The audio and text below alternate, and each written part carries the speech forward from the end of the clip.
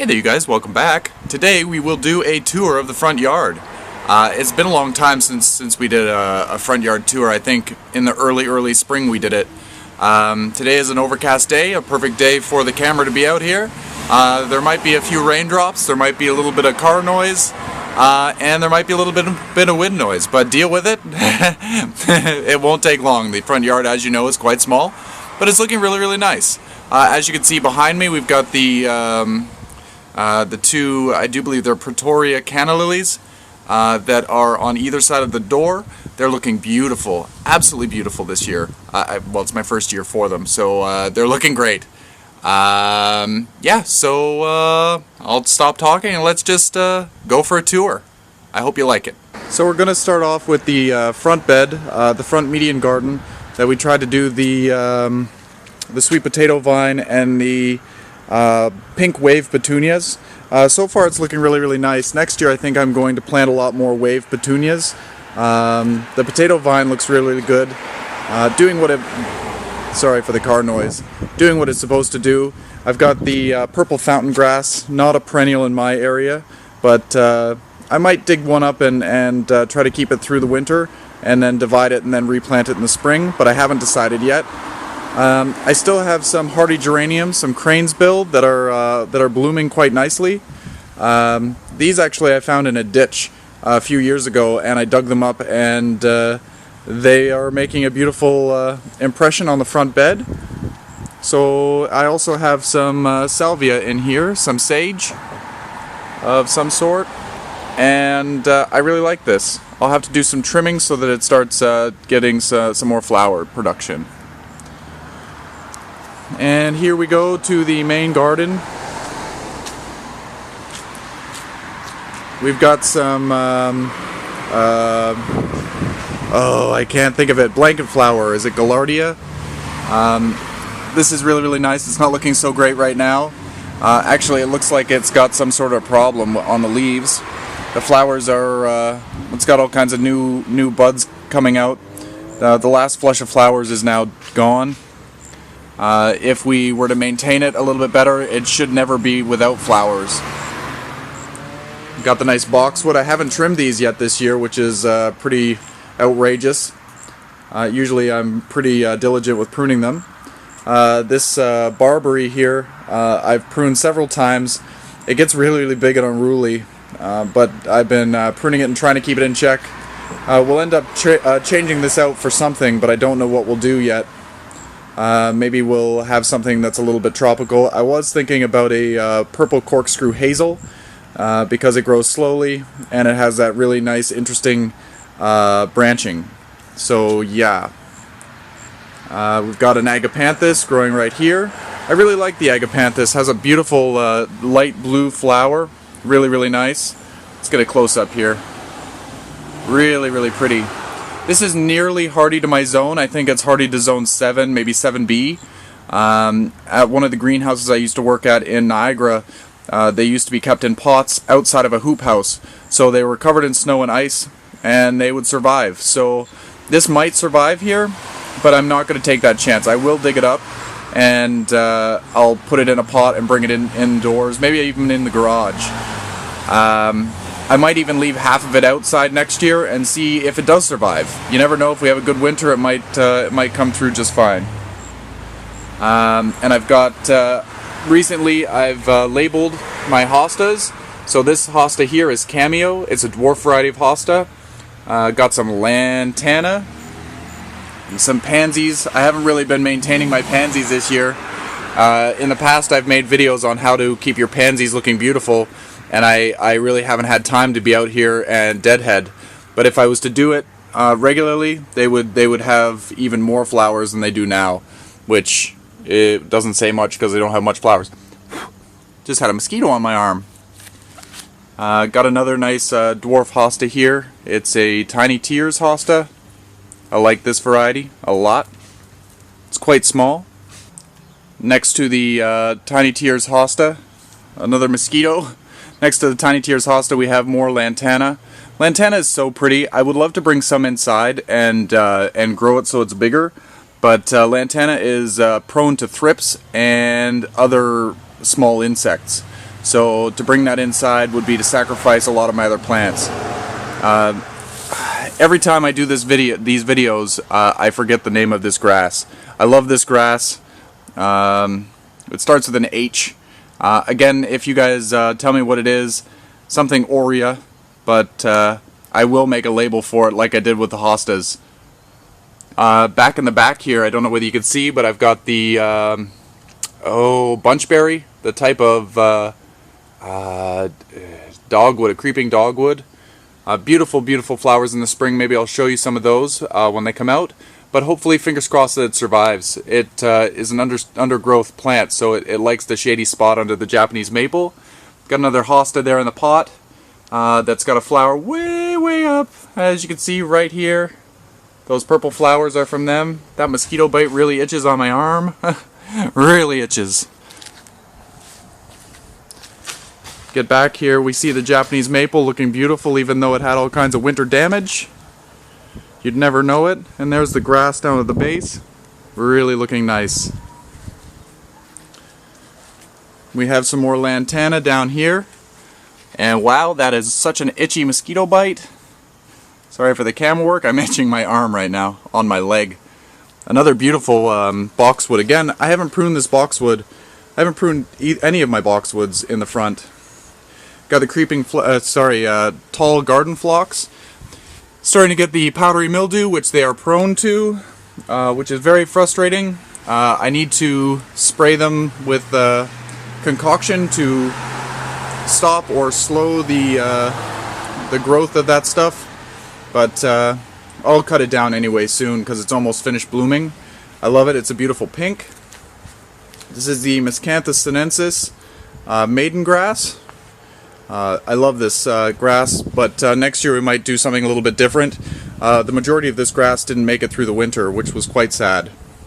Down here I have little sedum, creeping sedums, and I don't know, it's not looking so great. I used to have all kinds of sedum growing in here. This whole area around the boxwood and whatnot was completely sedum.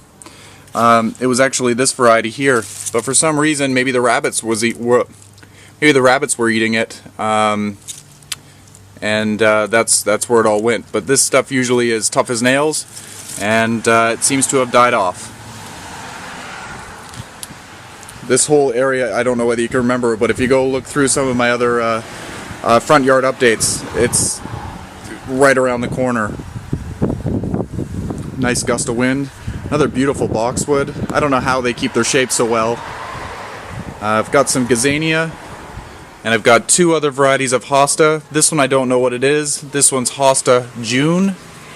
I think it needs a little bit more shade. It's supposed to be like a bluish tint to the center of the leaf, like a bluish yellow, and then a green outer edge. And they feel like rippled chips when you touch the underside of them. Really, really interesting. I've got the Pretoria Alocasia, looking nice. It's got a new leaf coming out that you can barely see here because everything is so tight on this plant. But the base is getting nice and thick, as you can see. And we've got the plumerias here at the tail side of the garden. No inflows on these plumerias. Let's go in and take a look, shall we? I don't know that I see anything in there. No inflows. Oh well. We got an elephant ear growing.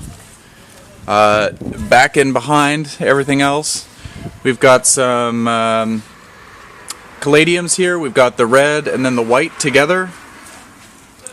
As you can see, the red is so dark. If you didn't have the white to lighten it up, it would totally get lost in against the soil. So the white is not as pretty, but it definitely showcases the other. Let's check this one for inflows. Got to be really careful when you're in there. No, I don't see any inflows on these ones. Only the one in the back.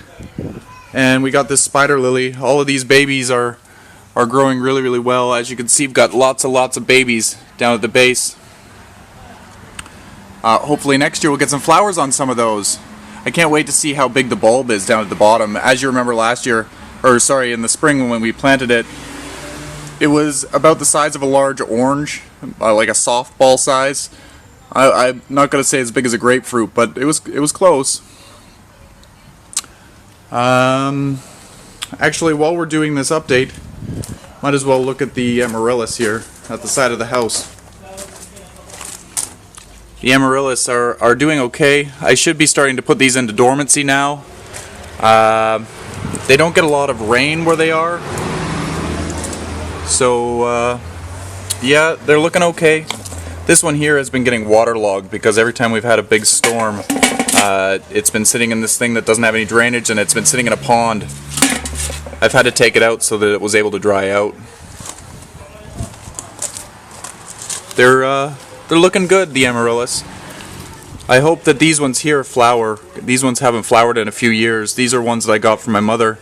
And they really didn't have much of a bulb to speak of because she kept forgetting to pull them out of the basement. But the bulb seems to be getting much bigger. So hopefully, fingers crossed for flowers this year. And the bamboo is out here finally, outside at the side of the house. We've got some new growth. I don't know whether you can see it. There's some there. There's another new little guy right here. Hopefully it starts to get big. So anyway, let's go and see what's at the front of the house. We'll look at the planters. So here's one of the planters by the garage. This one is a very, very basic one. It's not growing the way that I wanted it to. I've got the Alocasia macrorrhiza, one of the giant elephant ears. Not so giant. I've had this one for many, many, many, many, many years. These are babies from the original plant, and the leaves this year are quite yellow. I don't know what's the deal with that. Maybe not enough fertilizer. Maybe the temperatures are a little bit too cool for them. This summer has been a very, very cool summer. So we'll see what happens. A little not really concerned. Maybe nitrogen will green them up. We've got lots of Tradescantia. This is called Purple Heart. This has actually taken over the pot completely. Down in here we also have, I don't know if you can see it here by my finger, we've got some shamrock leaves also in with some petunias. The Tradescantia survived in the garage with no heat and no water. So it's a very, very, very hardy plant, very tolerant. I don't know what to say. It's got really, really pretty flowers, reminds me of a trillium. All Tradescantia have flowers that are similar to this. They're usually different colors, and the ranges of pinks, blues, soft blues, and whites.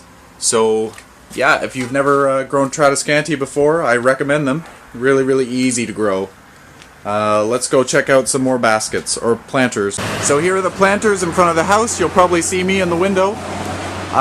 We've got the Pretoria Canna lilies with the beautiful orange flowers and the beautiful striped leaves. And down here we have, it's a beautiful Calabricoa that has, I think it's called lemonade or something. It's got a beautiful yellow and white striped flower. Really, really pretty. Then we've got the Caladiums in here. We've got the red and the white. As well as some, they call this firecracker grass. It's a type of fountain grass, like the purple fountain grass, except it's got the pink and green leaves. It's doing really, really well. And on the other side, we've got the exact same plants, and they are flowering and doing what they do, but it's just such a grand entrance. This is one of my favorite ones that we've grown in this this container. I will bring in these the rhizomes from the Canna lily, and we'll do it again next year. I'm really happy about this one. Anyway, this was the update for the front yard. It's about darn time. It is August now. So anyway, happy growing. Show me what your gardens are looking like. Join the Plants and Things What's Growing page and post some photos there. We'd all like to see what you're growing. Anyway, happy growing. This is the other variety that I got. It's a yellow variety, quite beautiful. I'd like to get the orange one or the pink one, but this